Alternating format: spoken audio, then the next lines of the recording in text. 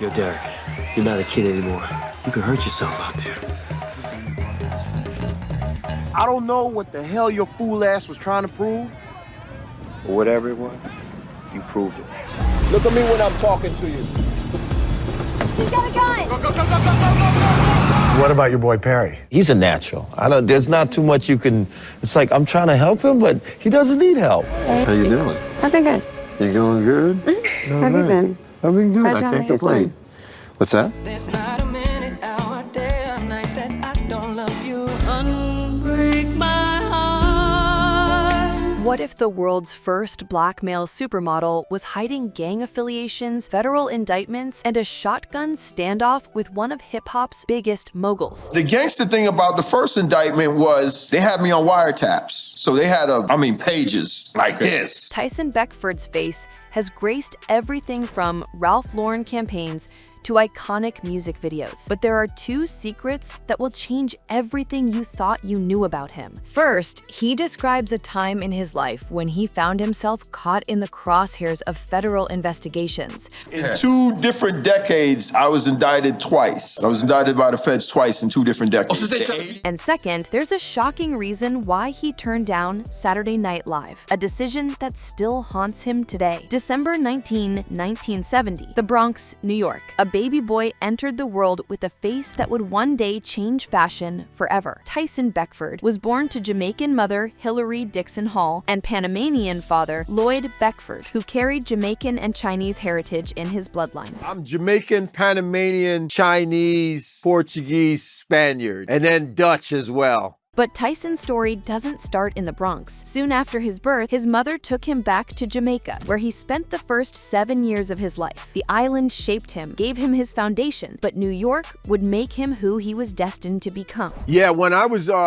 6 months old, I moved back. My mom moved us back to Jamaica, and then I grew up there until I was about 7, then came back to the U.S. In 1977, the Beckford family relocated to Rochester, New York, a world away from Jamaica's warmth. Young Tyson attended Pittsford Mendon High School, where his exotic looks, a striking blend of Jamaican, Panamanian, and Chinese heritage through his paternal grandmother, made him a target for teasing. Yeah, I was teased a lot in school growing up because, you know, when I first got from Jamaica, I had this huge afro. You know, the afro was in at the time. But what classmates mocked, the world would soon worship. What nobody knew during those awkward teenage years was that Tyson was already being pulled into something far more dangerous than high school drama. So the informant named me as the financier, the money runner of a whole sex money and you murder. You were a I was model with them. at that time? I was signed to Ralph. At just 17 years old in 1987, Tyson found himself entangled with the Shower Posse, one of the most notorious Jamaican gangs operating between Brooklyn, Queens, and Miami. The feds came knocking. Tyson was indicted alongside gang members in a massive federal case. He was caught on wiretaps. But here's the twist. His conversations weren't about drugs or guns. They were about girls and teenage drama. One lieutenant even coached him through losing his virginity over a tapped phone line. He said, yo, it's about time. Y'all gonna get it in? Cause nigga, they got my when I first lost my virginity on the wiretap. But there was one close call that could have ended everything. Tyson walked into a safe house where an AK-47 sat on a couch, a weapon he'd just handled with bare hands. Federal agents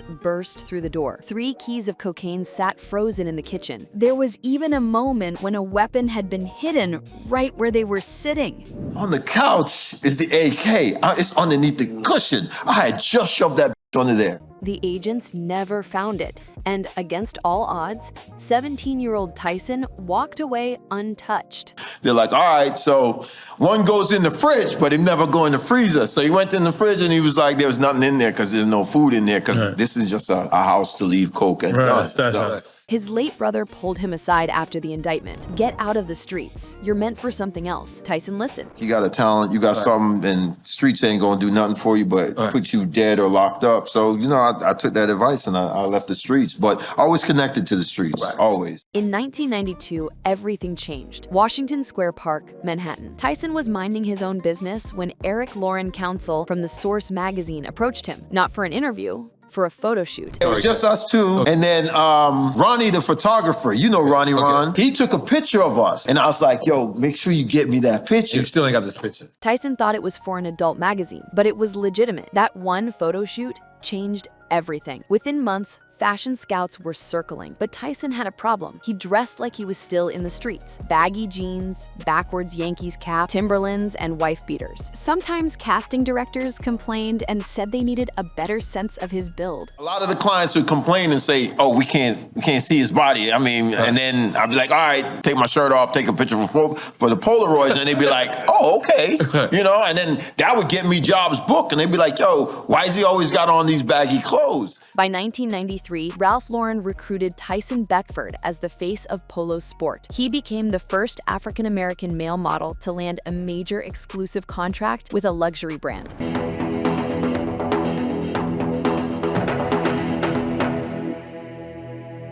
The fashion world had never seen anything like him. He wasn't just modeling clothes, he was representing an entire culture that had been locked out of high fashion. In 1995, VH1 named Tyson Beckford Man of the Year. People magazine declared him one of the 50 most beautiful people in the world. Tyson Beckford! His face was everywhere. Billboards, magazines, bus stops. Teenage girls had his posters on their walls. Men wanted to be him, but behind the pretty face was still a street kid from the Bronx who never left home without protection. Even at the height of his modeling career, Tyson carried a gun. I had it. Was walking up on him. And then Jersey police came and was like, hey, T, come on now, put that away. I was like, yo, he came at me. So what am I supposed to do? I'm defending myself. He had to. Being beautiful in an industry full of insecure men meant constantly being tested. Boyfriends confronted him in traffic, guys tried him at clubs. One night in the mid-1990s, DJ Ruckus was messing with Tyson's girl behind his back. When Tyson found out, he chased Ruckus through the streets on his motorcycle, chain wrapped around his fist, ready for war. So I'm chasing him on my motorcycle doing wheelies coming out of, what was it, Up and Down at the time. And, you know, this dude was like giving me the finger, talking crazy. And I just took off I had this chain on that night. And I wrapped it around my fist in the club. Then came the standoff that almost ended everything. Tyson was at a tattoo parlor on Fifth Avenue when Groody Lou, an associate of Bad Boy Records, rolled up and got disrespectful. They fought. It started getting tough for me. I said, yo, Lou, don't talk to me like that. Come on, we boys. He was like, nah, I'll talk to you whatever. I was like, nah, bro, this ain't happening. So then he swung on me. And yes. And I went back like this. I looked at my friend, oh, no, he didn't. So we got to fight. And I got to beating the brakes off that man. Blood poured down Tyson's face from a head wound. Lou ran to Bad Boy's office and came back with Diddy and 5 other guys. And then I went to go after Lou again. Lou ran around the corner. We didn't know where he went. He went upstairs to Bad Boy and brought down Puff and some other goons, maybe about 5-6 people. Tyson ran to his Land Cruiser and pulled out a pistol-gripped Mossberg shotgun. He cocked it in the middle of 6th Avenue. Puff, you're getting it first. Big man, you're next. The rest of y'all, I'm showering you with it. Diddy called Tyson's manager. Your boy is Jamaican. I'm going to shower you with it. That was, the gist of the whole story. And then Puff went and called my manager and he was like, yo, Ma, your boy, wow. She said, yo, he's Jamaican. He will end me. Tell him to stand down. The standoff ended, but the streets never forgot. In 1997, Toni Braxton's Unbreak My Heart video introduced millions to Tyson's smoldering presence. He wasn't just a model anymore. He was a sex symbol who could act. Bring back the joy to my life. Directors wanted him. Musicians requested him. When Mariah Carey came to his fashion show in Vegas, he flew out the next day to film her video. When Britney Spears needed someone for Toxic in 2003, they called Tyson.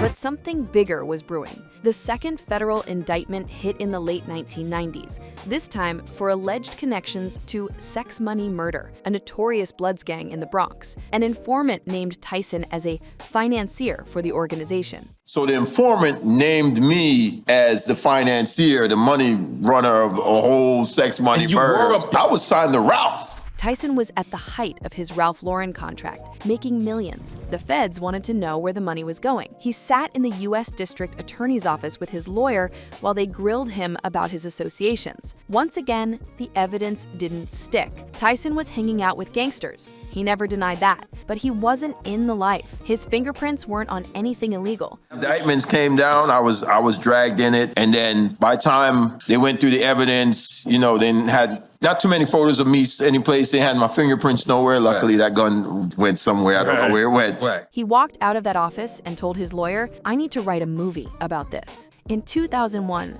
Ben Stiller cast Tyson Beckford in Zoolander. The role was small. He was supposed to just be a guy at a gas station. Then, Ben called back with a better offer. Tyson would play himself in the infamous walk-off scene with Derek, Zoolander, and Hansel. The scene became iconic. Tyson's presence elevated it from comedy bit to cultural moment. David Bowie judged the walk-off. Between takes, Mark Ronson DJ'd. The set felt like a nightclub. Everyone was cracking jokes. Owen Wilson, Ben Stiller, Tyson, they'd film a take, then party until the next setup. When they offered him Zoolander 2 in 2016, Tyson read the script and said no. It wasn't the same magic. He walked away from a guaranteed check because the story didn't speak to him. That's the difference between someone chasing fame and someone protecting their legacy. In 2003, Tyson starred in Biker Boys alongside Lawrence Fishburne and Kid Rock. The Chosen Few, a real motorcycle gang in Los Angeles, gave Tyson permission to wear their actual colors in the film. They patched him over. For anyone who understands gang culture, that's the equivalent of getting blessed by the Bloods to wear their full outfit in a movie. It doesn't happen, but they trusted Tyson. On June 6, 2005, Tyson's Dodge Ram SRT-10 struck a utility pole in Secaucus, New Jersey. The truck caught fire. He was rushed to Jersey City Medical Center with head trauma and cuts. On the Oprah Winfrey Show, Tyson revealed the crash changed him spiritually. He realized he'd been living too fast, too reckless. Death knocked on his door, and he wasn't ready to answer. By 2008, Tyson hosted Make Me a Supermodel on Bravo alongside Nikki Taylor. The scales. I knew that if I was able to spend time with the boys, that it would be down the boys in the end. I really did. He wasn't just a pretty face judging aspiring models. He was teaching them what he learned the hard way. The show ran for 2 seasons, cementing Tyson's transition from model to television personality and mentor. In 2024, Tyson Beckford returns to reality TV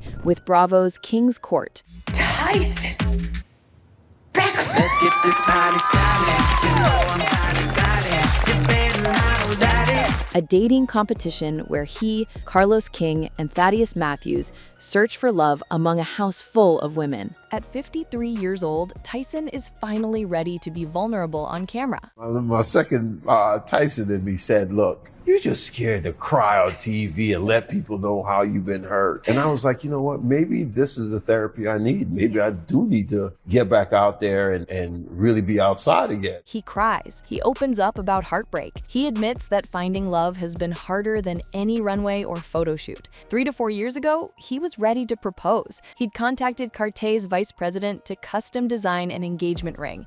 He planned to fly to France, film the entire experience, make it special. 1 month before the proposal, she broke his heart. He disappeared from public life. He stopped going to events. He stopped dating. For years, he couldn't trust anyone. King's Court is his therapy. It's his way of proving to himself and the world that he's ready to love again. Tyson has one son, Jordan Beckford, born in 1998 from his relationship with celebrity stylist April Rumit. Jordan is now 27 and pursuing his own modeling career. Father and son recently shot together for Chinese GQ. Tyson has never been married, though he's been in several high-profile relationships. He's currently single and genuinely searching for the right woman to build a life with. I just want to be in a solid relationship with somebody that I really care about, and that I don't care if they're in the industry or not. Tyson's net worth is estimated at $16 million. He owns a luxury sunglasses line. He co-owns Rewind Time, a new canned cocktail line with Fat Joe. He trains with former Navy SEALs and is now an NRA certified firearms instructor for carbine, shotgun, and pistol. Carbine, shotgun, and pistol. So, I know my way around because it's something that you might use in Hollywood. I mean, look at Keanu Reeves. He was like doing the surfer movies and stuff, and then boom. When he's not on set, he's jumping out of planes. When he's not skydiving, he's hunting wild hogs in Florida with high-powered rifles. When he's not hunting, he's wheeling his 1025 horsepower Dodge Demon 170 drag car that runs on alcohol. The Demon 170. So I got this drag car. It's called a Demon 170. It runs on alcohol. The movie he's been writing for years, Pretty Boy, is finally moving forward. It's Tyson's life story, from the streets to the runways, from federal indictments to fashion campaigns. Rob Hardy, who directed Power Universe shows, is attached to direct. Production is set to begin in January 2025. I hired Rob Hardy, who used to do all the Raising Canaan and all the 50 Cent joints. Yeah, all of his stuff. So I just recently hired him. We go location scouting in January back home. The script is finished, the locations are scouted. Tyson is bringing the 1990s back to life. The fashion, the music, the danger that lurked behind the velvet rope. He's also developing Throttle, a Miami Vice meets Heat action film about a black billionaire ex-military operative who uses facial recognition technology to fight crime in Miami. The man who walked runways is the same man who pulled a shotgun on Diddy. The supermodel who graced Vogue covers is the same kid who got indicted by the feds twice. Tyson Beckford never pretended to be something he wasn't. He brought the streets to high fashion. He made it okay for black men to be beautiful and dangerous at the same time. And he's still looking for that one woman who can handle everything he is, the beauty, the baggage, and the loaded weapon he keeps under the driver's seat.